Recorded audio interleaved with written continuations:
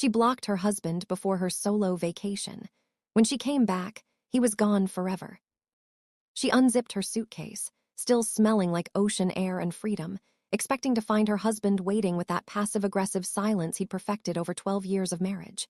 Instead, she found his wedding ring on the kitchen counter, next to divorce papers and a note that made her blood run cold. See, 3 weeks earlier, she'd done something she thought was empowering. She'd blocked his number before boarding that plane to Costa Rica. "I need space," she'd texted. "Don't contact me." She wanted to feel single again, just for 10 days. What she didn't know was that while she was posting sunset photos and sipping margaritas with strangers, her husband was making the most permanent decision of his life. And the worst part? She'd missed 17 calls from the hospital. Hey, story lover. Welcome to the Narrative Hub, Reddit Stories. Believe me, this adventure gets wild, but it's only epic with you. Seriously, you make this possible. Want more stories? Greater adventure? Smash subscribe right now. Smash like. Comment below. Let's go.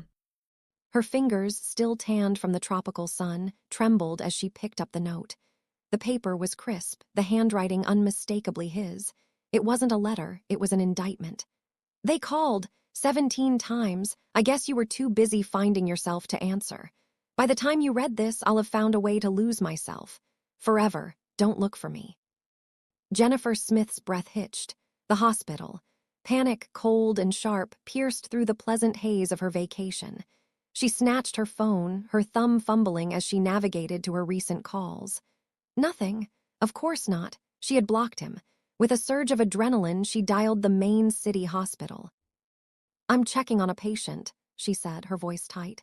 "His name is James Anderson."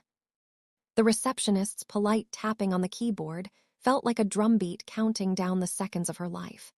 "I'm sorry, ma'am. We have no record of a James Anderson being admitted in the last 3 weeks." She tried another hospital, and another. The answer was the same. No record. The cold dread in her stomach began to curdle into a different, more terrifying feeling: confusion.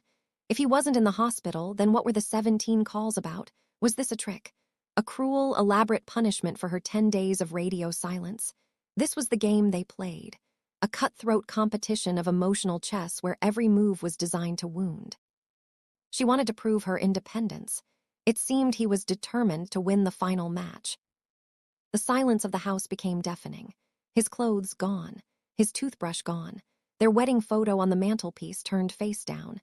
She walked through the rooms of their life, now a museum of a dead marriage. She had wanted space, but this was a vacuum. A void where a man used to be. Every empty hook in the closet, every bare spot on the bathroom counter screamed at her. She thought she was just pausing their conversation. But the evidence suggested she may have put a period on his entire life. 2 days later, she was sitting across from a man named Detective Miller. He was a mountain of a man with a gaze that seemed to peel back layers she hadn't even known were there. "So, let me get this straight, Mrs. Anderson," he began, his voice a low rumble. "You and your husband have a fight.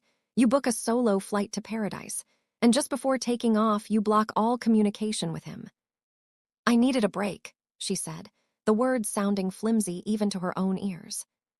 "A break," he repeated without inflection. He slid a tablet across the table. On the screen was her own social media profile, a photo of her laughing with a handsome bartender named Carlos, a vibrant cocktail in her hand. The caption read, "Finally living MY life." The post was from day 8 of her trip. "On day 8, Detective Miller said, his eyes locking onto hers, "your husband's car was ticketed for being abandoned at a long-term parking lot at the airport. On day 9, while you were boarding your flight home, his credit cards were used to drain your joint savings account. And today we found his phone still plugged into the wall at his office, open to the last thing he ever saw, your blocked contact profile. You wanted silence. It appears you got it." She felt the walls of the interrogation room closing in. She was no longer a wife taking a break, she was a suspect in a disappearance. Frantic, she called her best friend, Amy Jones. "I don't understand what's happening. James is gone. The police think I had something to do with it." Amy's voice was strained. "Jennifer, I tried to tell you. I called the resort. I texted you a dozen times. They said you'd left strict instructions. No visitors, no calls. I thought it was just you being dramatic. I even drove out there, but they wouldn't let me pass the gate. What was I supposed to do? The blood drained from Jennifer's face. Amy had tried to warn her. About what? But Jennifer had built the walls of her tropical paradise so high, no one could get in. She had created her own blissful prison, while her real life burned to the ground outside. Weeks turned into a month. The police investigation stalled. James Anderson had simply stopped existing. There was no body, no trail, just a digital ghost and a wife with a motive. The divorce papers he'd left were her only salvation, a pre-written confession that he had intended to leave. But the note about the hospital still haunted her. It was the one piece that didn't fit. It was a loose thread, and she began to pull. Late one night, fueled by caffeine and desperation, she tore their home office apart. She thought she was looking for a clue about him, about where he might have gone. She didn't expect to find a clue about the man he actually was. Taped to the bottom of his desk drawer was a small key. It opened a lockbox she'd never seen before, hidden in the back of his closet. She expected to find love letters from another woman. She thought she was the victim of a simple affair. She was wrong. Inside wasn't sentiment, but business. Ledgers, offshore account numbers, and incorporation documents for a company she'd never heard of. And a second name signed alongside her husband's on every page, Patricia Adams. This wasn't a story of infidelity. It was something darker, deeper. With a pounding heart, she found an address for Patricia Adams. It led her to a sterile corporate office downtown. Patricia was a severe woman with eyes that held no sympathy. "You're his wife," Patricia stated, not asked. "What is all this?" Jennifer pushed the documents across the desk. "Who are you?"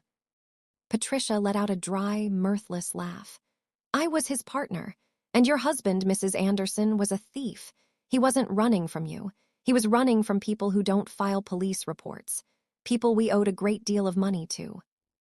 The truth hit Jennifer like a physical blow. The fight, the solo trip. It was all a beautiful, tragic coincidence. He hadn't left because she blocked him. He had seized the opportunity she had unknowingly handed him. Her digital detox was the perfect cover. Her insistence on being left alone was the alibi he needed. "The note," Jennifer whispered. "The hospital, what was that about?" Patricia almost smiled. "Brilliant, wasn't it? Classic James, misdirection. He knew you. He knew you'd fixate on the emotional injury, on the idea that he was hurt and you weren't there. He sent you chasing a ghost, wasting days, weeks while he erased his own tracks. Those 17 calls, they weren't from a hospital. They were from a burner phone. His burner phone. He was calling his own blocked number, creating a digital footprint of a man in crisis, a record of your neglect." The air left the room. She hadn't been blocking her husband. She'd been paving his escape route. Back in the empty house, the full weight of his betrayal crushed her. He hadn't just left her. He had meticulously dismantled their life and used her as his primary tool.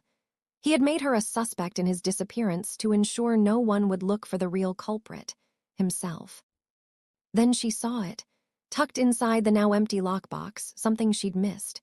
It was a single photograph. Not a glossy picture of a tropical beach, but a grainy real estate photo of a rustic cabin overlooking a vast, empty lake. On the back, in his familiar script, were 4 words. "New life, same view." He was gone, not dead, not missing, just gone. He had a new identity, a new home, and a new life bought and paid for with stolen money. The cutthroat competition of their marriage was over. He had won. He had achieved the ultimate checkmate, leaving her trapped on the board with nothing but his debts and the ghost of the man she thought she knew. She had wanted 1 week of silence to prove a point.